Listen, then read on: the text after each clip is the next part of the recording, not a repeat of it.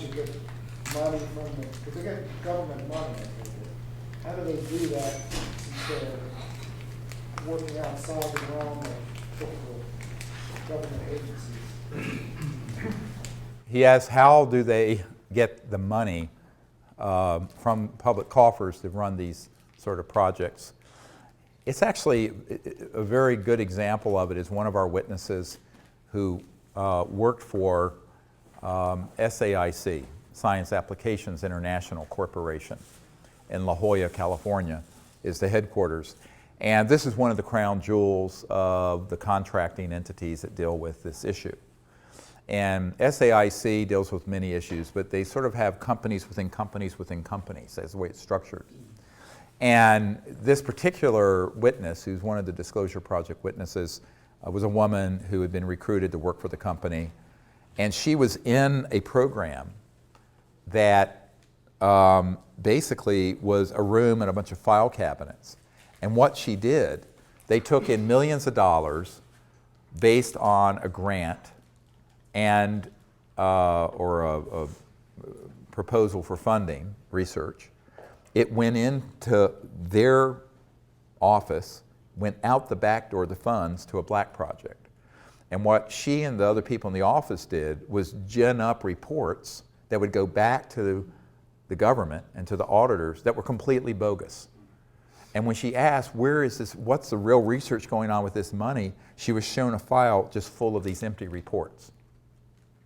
So obviously that's fraud, but that is how they work. So for example, the B-2 stealth bomber might cost a few $100 million actually to build. They tell the Congress they cost $2 billion apiece. Well, the other missing $1.3 billion goes into the EMGs, the electromagnetogravitics or other unacknowledged special access projects. So this is sort of just the way it is done. And because of the nature of top secret compartmented, top secret TSI, TSSCI, top secret special compartmented intelligence, when you get to the unacknowledged level, nobody unless you're in that compartment, you're not going to report anything out to any external person. I don't care who it is. Certainly not the Congressional Budget Office or the auditors at KPMG or whoever it is. They just don't report it out. It'll be reported out on these phony things. And this is why when Rumsfeld said there's $2.3 trillion unaccounted for, I mean, again, this was not a flaming liberal. It's not Abby Hoffman saying this. This is the Secretary of Defense for George W. Bush and Dick Cheney saying this. So if you don't believe me, maybe you'll believe him, and that it's just unaccounted for. But that's how it's done. This one little example, so a lot of it is kind of overbilling and overcharging. You hear about these massive costs, 500% cost overruns, 1,000%. Well, it's not cost overruns per se. Part of it is that it's just going into a black project and being diverted, but not just Department of Defense and CIA. I have people who worked with the first Bush presidency, Bush Sr., who said that they were pulling money out of HUD, Housing and Urban Development, and other agencies. That would be things that were inflated prices that would then be siphoned off into black projects. And that is done routinely. And so, now, there's another way of doing it. I don't know if I should go into this or not.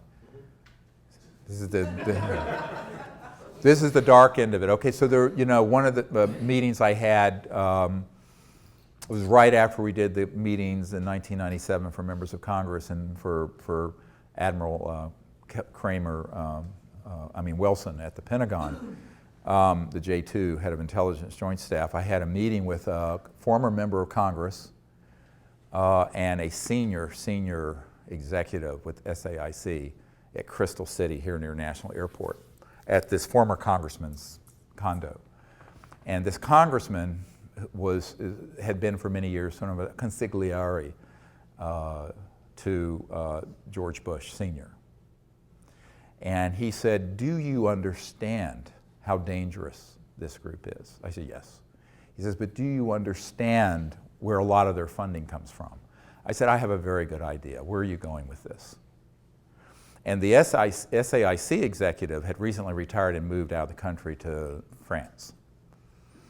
And both these people asked me not to disclose their names, but this has put me under sodium pentothal. I'm telling you the truth here.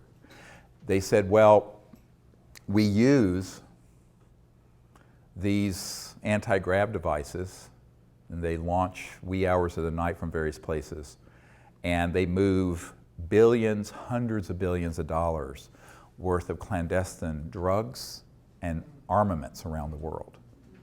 And he said there is one group that is involved, it's like a small army, he said, of people of 8,000 men that have been involved in just moving contraband around the world because it's all cash and it's untraceable. And we have killed 2,000 of these men for minor infractions of security. Okay, this is not a conspiracy theory. These were two principals with firsthand knowledge of it, warning me of what this group is really into. So one of the reasons, therefore, fast forward to another problem.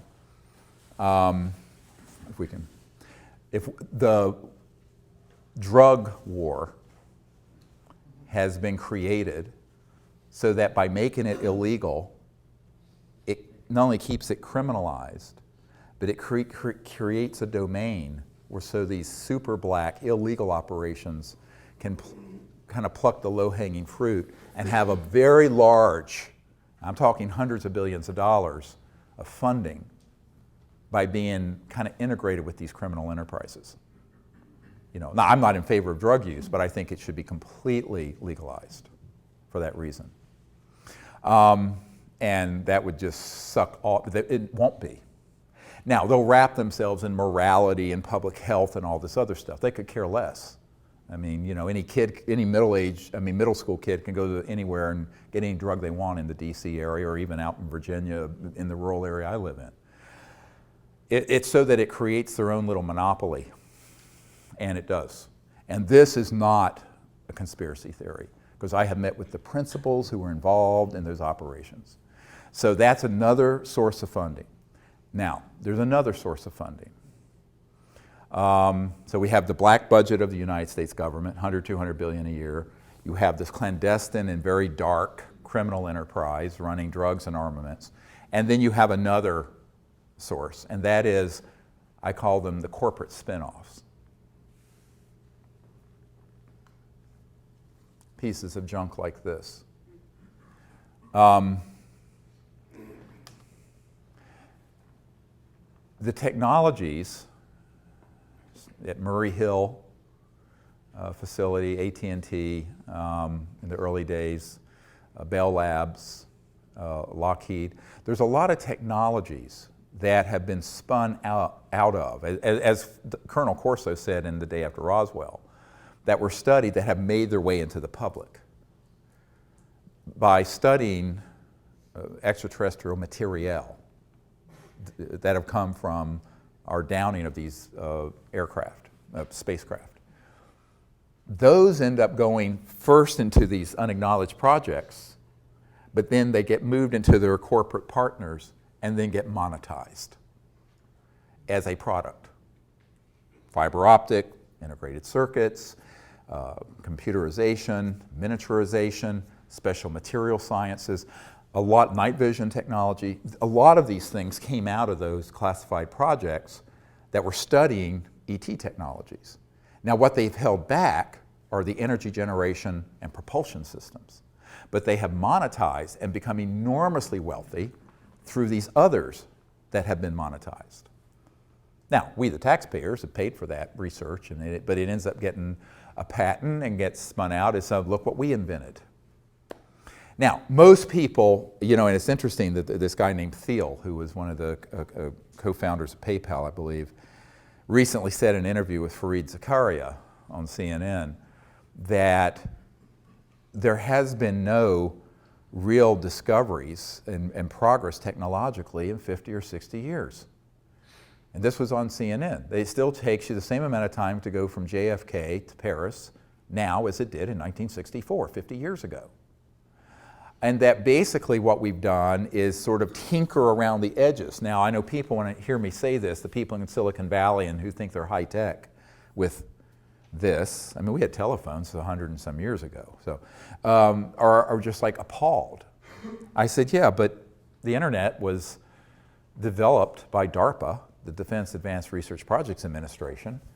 The technologies that are in here were spun out of these covert programs, and then people innovated them. They did innovation and applications, not discovery.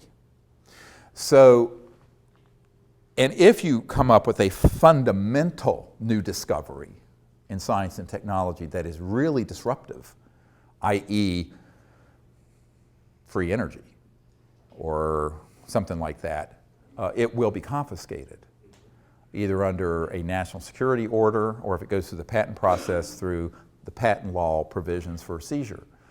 And if not that, they'll just flat out take it and tell you to be quiet or else.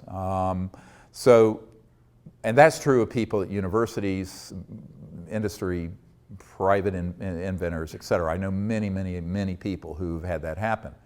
Here in Washington, the Federation of American Sciences said, well, look, there have been 5,135 patents that have been seized. Well, the reason for that is that the things they don't want out are things that are true breakthroughs. So if you look at our society, yes, we have an internet and you have an app so you can go find your restaurant you want to find instead of looking through the yellow pages. But it's just the yellow pages is digitized. It's no big deal. We're still running this thing and all the lights in this building off a coal-fired power plant from the 1800s. Your car is the same engine Mercedes had in the 1800s, internal combustion. The jet engines were developed in the 30s, invented. Rockets, 40s. Atomic power, 1945. No real fundamental breakthroughs in science and technology since then. And that's what Thiel was saying. Thiel, the multi-billionaire. And I think it was sort of an astonishing statement for a lot of people, but he was being honest about it. So, but there has been monetization that way, which has created enormous revenue for a lot of these corporations.